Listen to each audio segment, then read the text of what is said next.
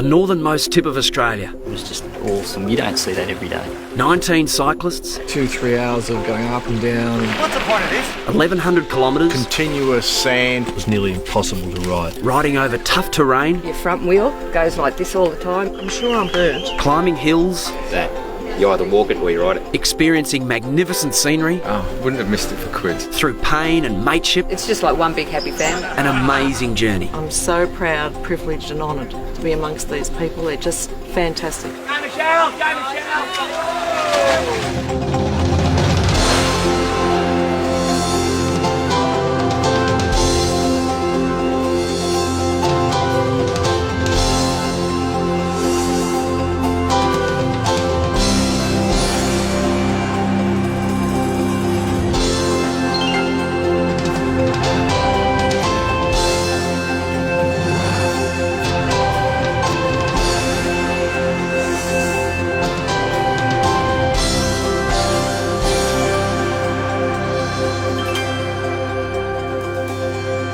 The journey starts in Cairns, in far north Queensland. Even though it's one of Australia's most popular northern destinations, it's still 1,100 odd k's through the Cape York Peninsula to the tip. 16 days of corrugations, sand and dusty roads for the riders. The peninsula is so large that England, southern Germany and Florida almost fit inside. It has a population of only 518,000, and 500,000 of those are kangaroos. All money raised on this ride will go to the Fred Hollows Foundation, who work to eradicate avoidable blindness in developing countries. It's the first morning and the riders give the crew a hand to pack the vehicles. Can you just walk around and check that to see if it's all okay? Some final checks and the keen ones jump on their bikes for a quick spin round the block. Hey guys, we're going from Cairns to Cape York. An amazing ride, 3 weeks of, there will be water, there will be mud, there will be kangaroos, there will be pigs, there will be cassowaries, there will be everything, but we'll have a fantastic time. Good riding, guys. The journey begins as the riders head north out of Cairns. Today they'll cover 90 k's as they head to Mossman via the McAllister Range. Of course, that does mean they'll have to do a little bit of climbing.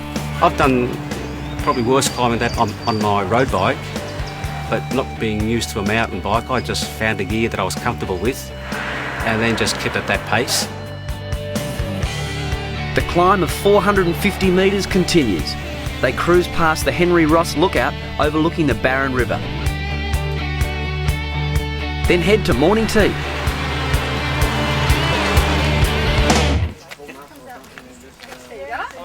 Character building ride? Character building. Oh yeah, beautiful day. Absolutely fantastic. The hill? No, that was a walk in the park. After 20 k's, the riders compare notes and have a cuppa.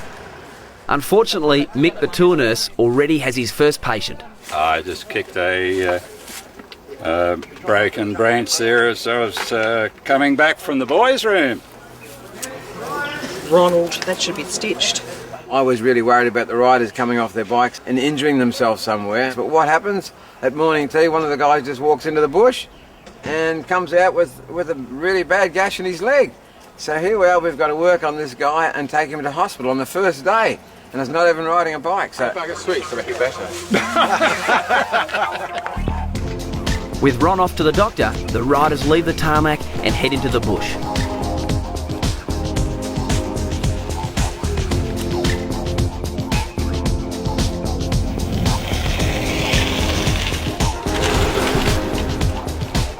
Some really great countryside we're riding through, like some of the scenery. You don't see that every day.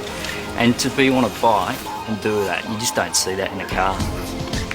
The track conditions change, giving the riders a taste of what's to come over the next 3 weeks. Based on what we've seen today, I think it's going to be a tough ride. I think it's going to be hard and hot and grueling, and it's just going to get hotter from here on, and dustier and dirtier and things like that.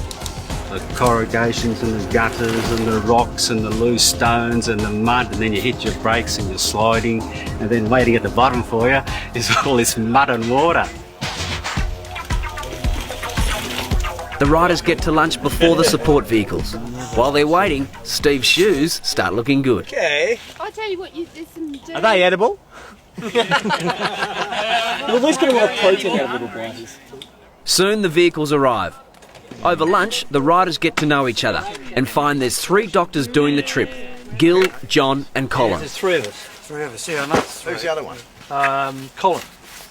Oh, yes. Colin, yeah. With the mud on his spectacles. Oh, we're quite safe thing if something happens, eh? Well, it's not where completely silence any form of supplies, you know, anaesthetics, maybe. Try that. A good feed, 20 k's to go, a downhill roll to Mossman on tarmac. It's no wonder Gil's happy.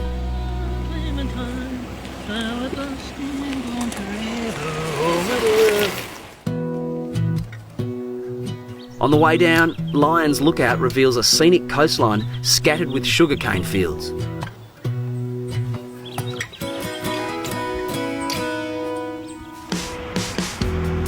They arrive in Mossman and cruise to their hotel, where they give their bikes a good hose down. Any mechanical problems are referred to Ryan, the tour mechanic. Do it again? Oh, yes, always. Can we have a squeeze of Yeah, we can do it. Let's go on board the Blues.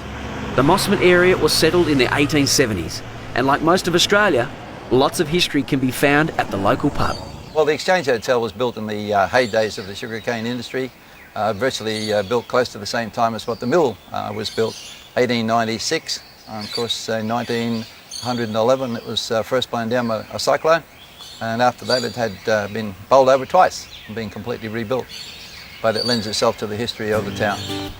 Not far from the hotel is the Mossman Central Mill, the northernmost sugar mill in Australia. It opened 2 years before the Exchange Hotel and still produces sugar today. During the harvesting season, the mill processes over 500,000 tonnes of sugarcane, producing 70,000 tonnes of sugar and 15,000 tonnes of molasses. Most of this heads overseas to China, Japan and the USA.